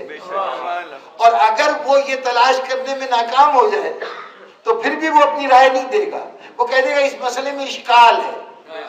توجیہ المسائل پڑھیے تو یہ لفظ اکثر آپ کو نظر آئے گا، اشکال ہے۔ اشکال ہونے کا مطلب کیا ہے کہ اس مسئلے کا حل جو ہے مجھے ابھی تک کوئی حدیث نہیں مل سکی، تو وہ تو پابند ہے قول معصوم کا، وہ حکم خدا کا یا قول معصوم کا۔ اب اگر اس کو آج یہ قول معصوم ملا، اس نے دیکھا کہ بظاہر یہ قول جو ہے یہ اس مسئلے کا جواب ہے، کچھ دن کے بعد اس کو ایک ایسا قول سامنے اس کے آ جاتا ہے کہ جو اس سے زیادہ واضح طور پر اس مسئلے کی وضاحت کرتا ہے، اور وہ وضاحت ذرا مختلف ہوتی ہے، تو وہ بلا تکلف کہے گا کہ جناب پہلے میرے سامنے یہ حدیث تھی، اس کے اعتبار سے میری سمجھ میں یہ بات آتی تھی، اب میں اپنے اس فیصلے سے رجوع کرتا ہوں۔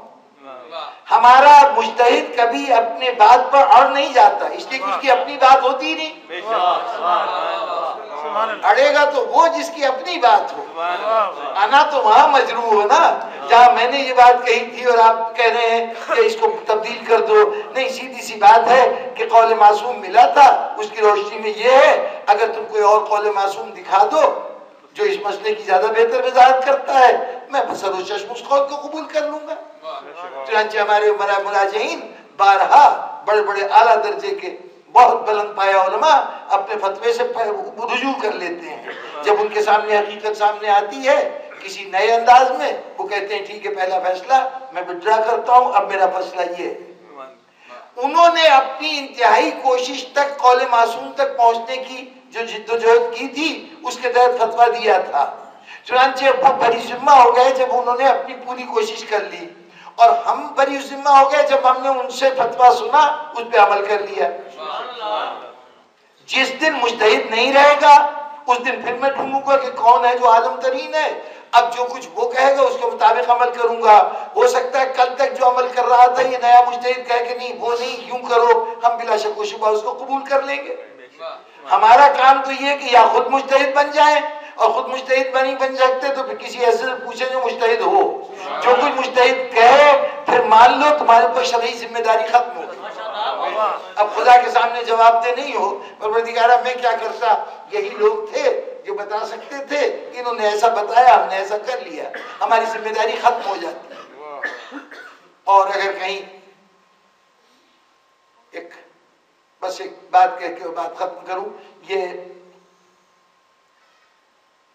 یہ جو سوال کیا جاتا ہے کہ صاحب یہ تقلید جو ہے یہ واجب ہے یا اس کی کیا پوزیشن ہے، تو میں کہتا ہوں تقلید واجب نہیں ہے۔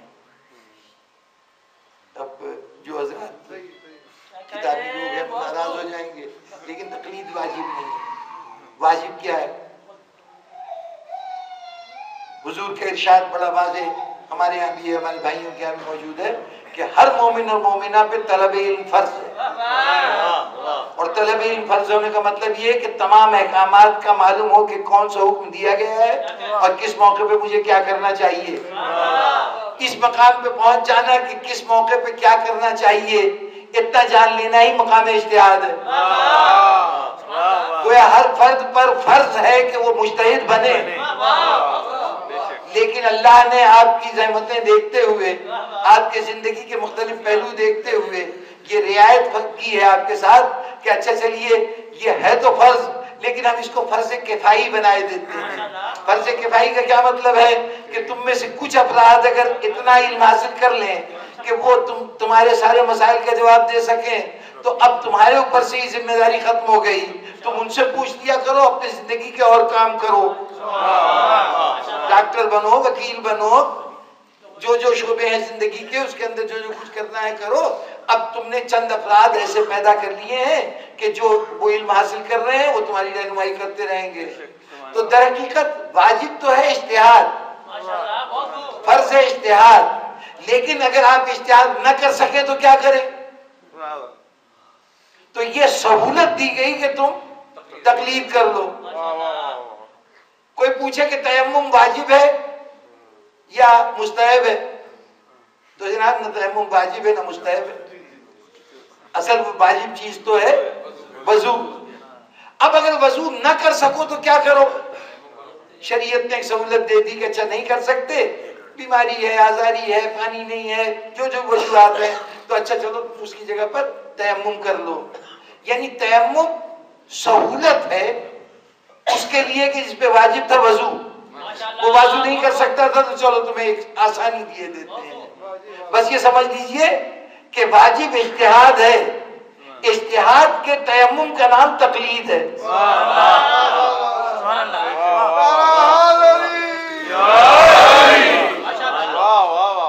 کہ اجتہاد نہ کر سکو تو بسم اللہ، پھر اب ایک تمہارے لیے آسان حل بتائے دیتے ہیں۔ یہ تو خدا کا شکر ادا کیجئے، اپنے اس 11ویں امام کے ممنون ہوئیے کہ جنہوں نے یہ نظام بنا کے آپ کو دے دیا ہے اور خدا کے فضل سے یہ نظام قائم ہے.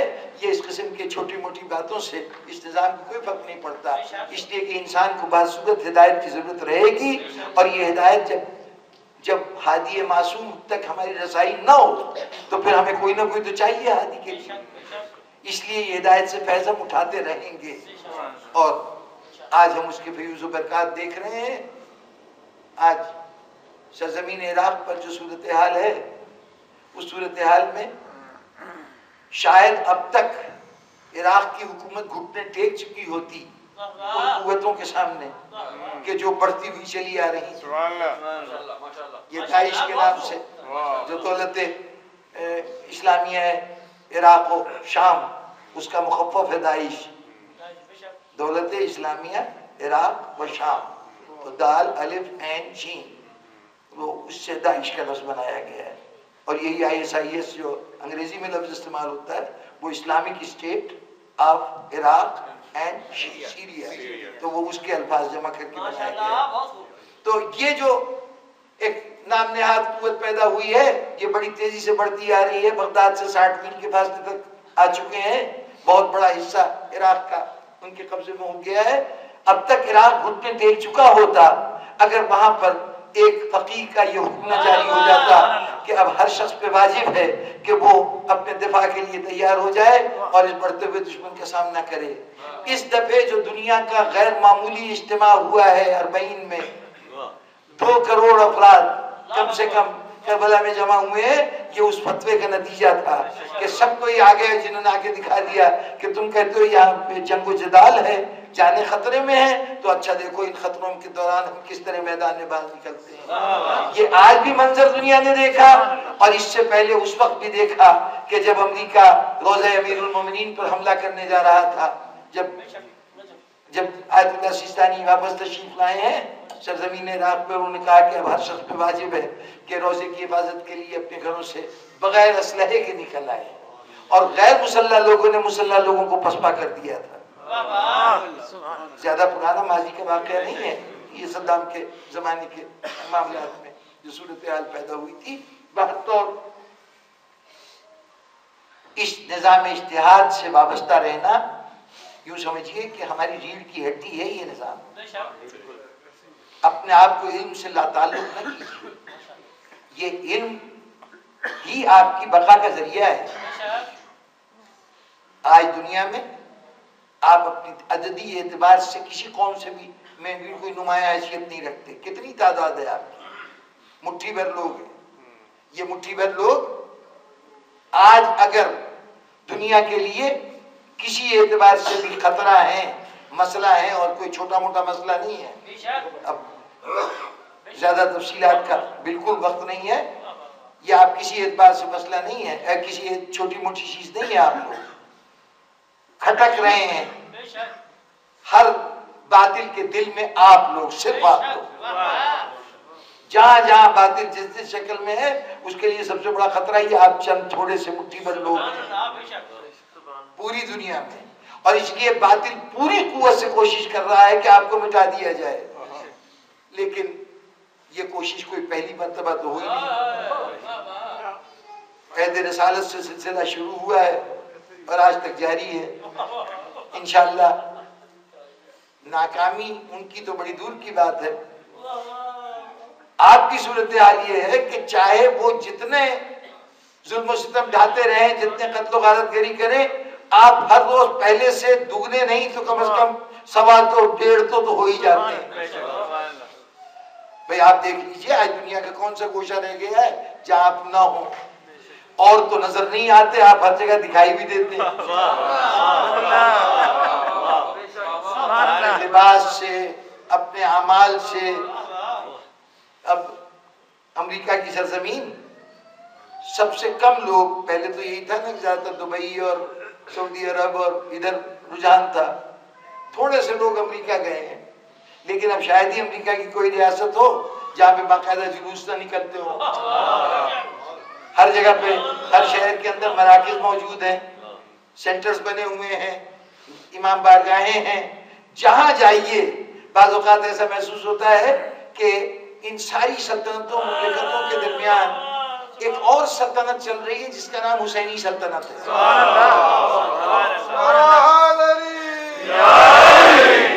اس کی اپنی مملکتیں ہیں، اپنی زمینیں ہیں، اپنے علاقے ہیں، ان کی اپنی رعایا ہے، ان کے اپنے بجٹ ہیں.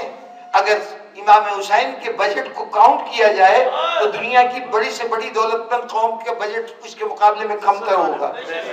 جتنا اسلام پر جو کچھ پوری دنیا میں خرچ ہوتا ہے، جتنی جائیدادیں اس کے لیے وقف ہیں، وہ کسی ایک بڑے ملک کی سرزمین میں جتنی زمین ہوگی وہ ملا کے اس جائیداد کے برابر ہوگی جو امام حسین کی جائیداد ہے. یا امام حسین کی جائیداد میں بیٹھے. کیا کہنے اس قوم کے اس پھیلنے کی صلاحیت کی. لیکن اتنا یاد رکھیے کہ یہ پھیلنا صرف دو باتوں کی وجہ سے ہے، ایک علم کی وجہ سے، دوسرے اتحاد کی وجہ سے. ان دونوں میں سے کسی چیز کو چھوڑا آپ اپنے وجود کو چھوڑ دیں گے.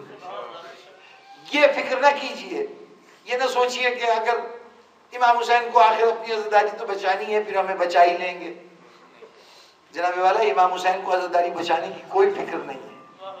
جس کی شہادت پہ زمین روئی ہو، آسمان رویا ہو، جو پتھر اٹھایا جاتا تھا اس کے نیچے سے لہو نکلتا تھا، خون کی بارش ہوئی ہے.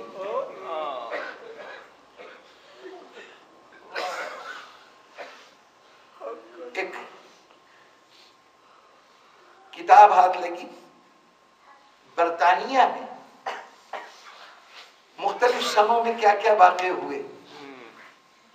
سن 680 ہجری ہے، 680 عیسوی ہے جب واقعہ کربلا ہوا ہے. عجیب و غریب عبارت دیکھی کہ اسی سن میں برطانیہ میں خون کی بارش ہوئی. باقاعدہ جتنے کپڑے جتنی چیزیں تھیں ان کے خون کے چھینٹے بکھر گئے، اس طرح سے خون کی بارش ہوئی. یہ روایت ہمارے یہاں پہلے موجود تھی کہ کربلا کے واقعے کے بعد جو باہر کپڑے پھیلے تھے ان پہ خون کے دھبے نظر آتے. گویا یہ عالمی سطح پہ حسین کا شوق بنایا گیا. بتائیے ہمارے آنسوؤں کی کیا قیمت ہے حسین کے لیے؟ ہم کون سا احسان کر رہے ہیں؟ یہ حسین کا احسان ہے کہ اپنے معجزے میں ہمیں ذریعہ بنا لیا.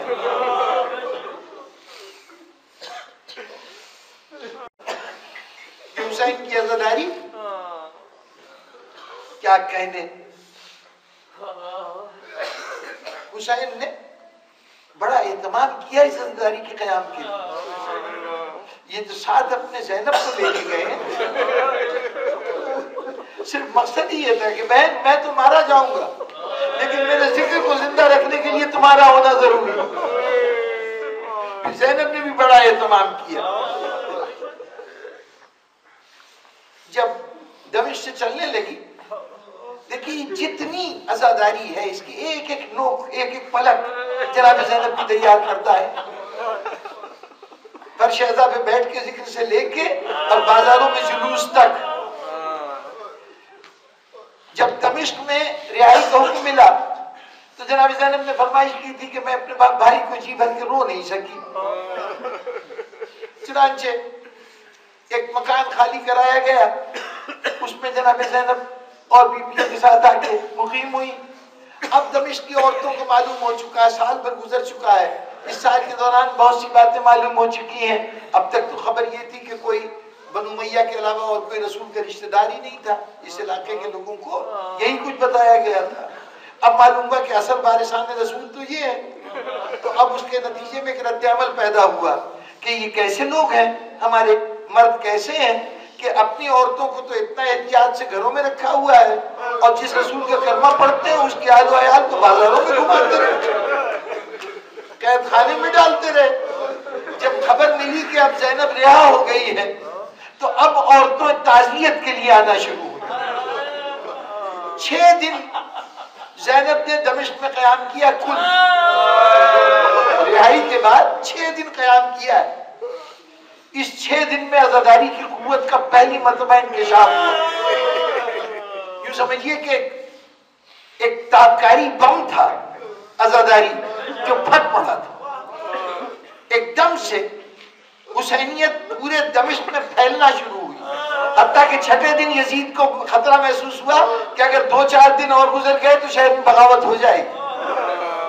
چنانچہ ہاتھ جوڑ لیے سید سجاد، زینب سے کہو کہ اب وطن چلی جائے۔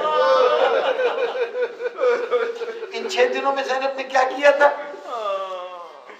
فرش عزا بچھائی، اب دمشق کی عورتیں آئیں۔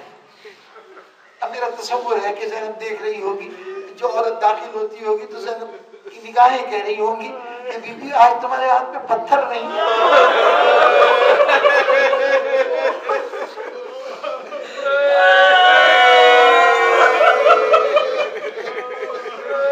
آ کے بیٹھ گئی بیویاں۔ اب زینب نے عزا کی بنیاد رکھی۔ آپ کے یہاں کیا ہوتا ہے؟ ابتدائی کلام میں فضائل بیان کیے جاتے ہیں، کہ ہم نے اپنے طور پہ ایجاد نہیں کیا، یہ بھی جناب زینب کا بتایا ہوا طریقہ ہے۔ آپ کھڑی ہو گئی، کہا جانتی ہو میرا بھائی کون تھا؟ میرا بھائی دوش رسول کا سوار تھا۔ میرا بھائی وہ تھا کہ دوران نماز اگر رسول کی پشت پہ آ جاتا رسول سجدے کو طول دیتے۔ میرا بھائی جنت کے جوانوں کا سردار تھا۔ میرے بھائی کو رسول سینے سے لگا کے سوکھا کرتے تھے، حسین تجھ سے جنت کی خوشبو آتی ہے۔ میرا بھائی وہ تھا جسے عالم طفلی میں بچپنے میں رسول نے کہا تھا یہ امام ہوگا۔ فضائل بیان کرتے کرتے پھر مصائب کی منزل آئی۔ بیویوں جانتی ہو میرے بھائی کو کیسے ذبح کیا گیا؟ میرے بھائی کو گردن کے پیچھے سے ذبح کیا گیا۔ میرا بھائی جب ذبح ہوا تو اس کا جسم زخموں سے چور تھا، لیکن دنیا زخموں کے جسم کے زخموں کا شمار نہیں کر سکتی تھی، لیکن اس کا دل اس سے کہیں زیادہ زخمی تھا۔ اس لیے کہ دل پہ کہیں 32 سال کے بھائی کا زخم تھا، کہیں 18 سال کے بیٹے کا زخم۔ یہ فضائل بیان کرتی گئیں۔ اس دوران میں آپ کے یہاں ایسا ہوتا ہے بعض اوقات کہ مصائب کی منزلوں پر شبیہیں برآمد ہوتی ہیں۔ یہ شبیہیں بھی کوئی آپ کی ایجاد نہیں ہے۔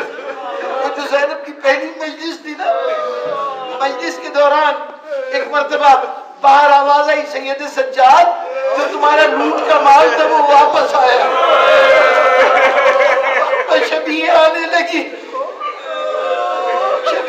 لگی، کچھ چادریں آئی، جگہ جگہ لہو کے داغ۔ ایک پیراہن آیا کہ سید سجاد نے ہاتھ میں لیا اور چیخ مار کے رونے لگے۔ زینب نے پیراہن لیا، اپنے پلو میں باندھ لیا۔ ایک سید سجاد کوئی شے لائے، مٹھی بند کیے ہو، پھپھی کی طرف ہاتھ بڑھایا، زینب نے اپنے ہاتھ میں لیا، مٹھی بند کر لی۔ سید سجاد کیا ممکن ہے کہ ذرا اس قید خانے میں لے چلو؟ زینب قید خانے میں آئی، مٹی کا ڈھیر تھا، کچھ ہاتھ میں نہ رکھ دیا۔ سکینہ اگر کانوں کا زخم ٹھیک ہو گیا میرے گوشت آگے واپس آیا۔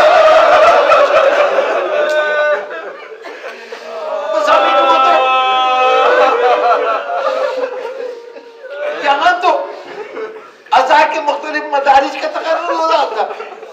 اب زینب پہنچی مدینے، ابھی ایک رسم باقی تھی، اور کون سی رسم؟ بڑی اہم رسم۔ زینب پہنچی، بشیر ابن جسلم جو گائیڈ کے طور پر ساتھ آیا تھا اسے بھیجا کہ جا کے مدینے والوں سے کہو کہ زینب آ گئی ہے، زینب آ گئی ہے۔ زینب کے آنے کی خبر سن کر پورا مدینہ امڑ آیا۔ یہ تو معلوم ہو گیا تھا کہ حسین مارے گئے، لیکن ابھی بہت سی تفصیلات نہیں معلوم تھی۔ تو اب نتیجہ کیا ہوا ہوگا؟ مکتبوں سے بچے دوڑے ہوں گے، مولو محمد واپس آئے ہوں گے، قاسم واپس آئے ہوں گے، ننی ننی بچیاں آئی ہوں گی، یہ سکینہ واپس آ گئی ہوگی۔ ایک ہجوم آ گیا۔ جب مجمع جمع ہو گیا تو اب زینب آگے آگے چلی، پیچھے پیچھے ہجوم چلا۔ اب یہ جلوس تھا جو مدینے کی گلیوں سے نکل رہا تھا۔ جلوس چلتے چلتے زینب روضہ رسول پہ پہنچی۔ بس اب یہاں پر پھر ایک مجلس کا انعقاد ہوا، نانا زینب آ گئی ہے۔ خوشخبری لے کے آئی ہے، آپ کا دین قیامت تک کے لیے محفوظ ہو گیا، میرا جو مشن تھا پورا ہو گیا، میرے بھائی کی جو ذمہ داری تھی ادا ہو گئی، دین قیامت تک محفوظ ہو گیا۔ لیکن نانا بڑی دور سے آئی ہوں، کچھ تحفے لے کے آئی ہوں، کچھ تحفے لے کے آئی ہوں۔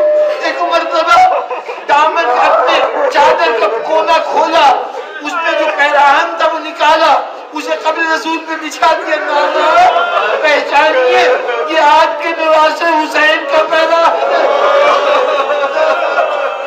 اس میں جو خون ہے یہ حسین کے جسم کا خون ہے، یہ جگہ جگہ سے پھٹا ہوا ہے نا نانا، یہ کسی تلوار کا وار ہے، کسی نیزے کا وار ہے، کسی تیر کا وار ہے۔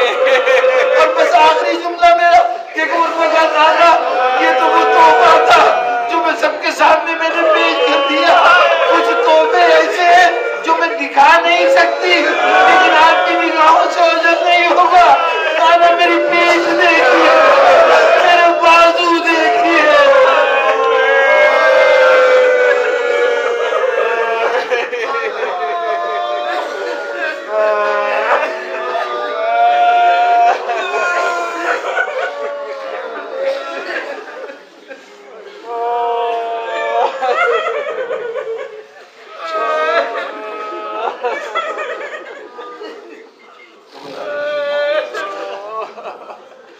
ہمارے گناہ صغیروں کبیروں کو معاف فرما۔ یا اللہ ہمیں دین کی حقیقی معرفت عطا فرما۔ رب العالمین ہمارے درمیان انتشار پیدا کرنے والی جتنی آوازیں ہیں ان آوازوں کو خاموش کر دے۔ یا اللہ ہمیں توفیق دے کہ ہم اپنے نفع اور نقصان کی بات کو پہچان سکیں۔ غیبت امام میں ہماری ذمہ داری بہت بڑی ہے۔ پروردگارہ ان ذمہ داریوں کے مقابلے میں یہ چھوٹے چھوٹے مسائل پر الجھ کر قوم منتشر ہو گئی تو یقیناً نہ تو تیرا دین تباہ ہوگا کیونکہ اس کے محافظ بہت ہی قوی ہیں اور وہ ہر صورت میں دین کی حفاظت کر لیں گے، لیکن ہم یقیناً تباہ و برباد ہو جائیں گے۔ پروردگارہ ہمیں صراط مستقیم پر ثبات قدم عطا فرما، ہمیں حق سے وابستہ رکھ اور ہمیں ہر گمراہی سے اور ہر فریب دہی کے صورتحال سے محفوظ و محفوظ رکھ۔ یا اللہ یہ حاضرین مجلس بہت سی حاجتیں دل میں رکھتے ہیں، تعزیت کے اس مرحلے پر جب ہم قصہ دینے کے لیے آئے ہوں اس وقت اپنی حاجتیں بیان کرنا اچھا تو نہیں لگتا، لیکن پروردگارہ جن سخیوں سے تو نے ہمارا دامن، جن کا دامن ہمارے ہاتھ میں دیا ہے وہ اتنے بخشش کرنے والے ہیں کہ اور تو صرف خوشی کے مرحلوں پہ عطا کرتے ہیں، یہ اپنی مصیبت کی فکر نہیں کرتے، سائل کو خالی نہیں لوٹاتے۔ پروردگارہ ہم ان کے اسی بخشش کو دیکھتے ہوئے اپنے دامن کو پھیلائے ہوئے ہیں۔ پروردگارہ ان کی تمام حاجتوں کو پورا فرما۔ یہ تو تیرا فرمان تھا کہ دعا کرو ہم قبول کرتے ہیں، تو پروردگارہ ہم نے تو ہاتھ پھیلا دیے دعا کے لیے، جو کام ہم کر سکتے تھے ہم نے کر دیا ہے۔ پروردگارہ اب جو تو اپنی قوت سے کر سکتا ہے، اپنی قدرت سے کر سکتا ہے، وہ یقیناً تیری قدرت بے مایا ہے، بے حد و حساب ہے۔ تیری رحمت کا ایک چھینٹا، ایک لہر ان کی ساری الجھنوں اور پریشانیوں کو دور کرنے کا باعث ہوگی۔ یا اللہ ان کی مشکلوں کو آسان کر، ان کے رزق میں وسعت و برکت عطا فرما، ان کی اولاد کو صالح اور نیک اتوار بنا، جو تمنائے اولاد رکھتے ہیں ان کو اولاد نرینہ کی نعمت عطا فرما۔ رب العالمین جو اپنے کسی عزیز کے شریک زندگی کے لیے پریشان ہیں، یا اللہ ان کی اس پریشانی کو دور فرما۔ طالب علموں کو حصول علم کا ذوق عطا فرما اور حصول علم کے ہر مرحلے میں کامیابی عطا فرما۔ یا اللہ ان کی جتنی تمنائیں زندوں کے متعلق ہیں وہ بھی قبول فرما لے، جو اپنے مرحومین کے لیے ہیں ان کو بھی قبول فرما لے، بالخصوص جن مرحومین کے ایصال ثواب جس کا انعقاد ہوا، یا اللہ ان کو انصارہ نے امام حسین علیہ السلام کے جوار میں جگہ عطا فرما۔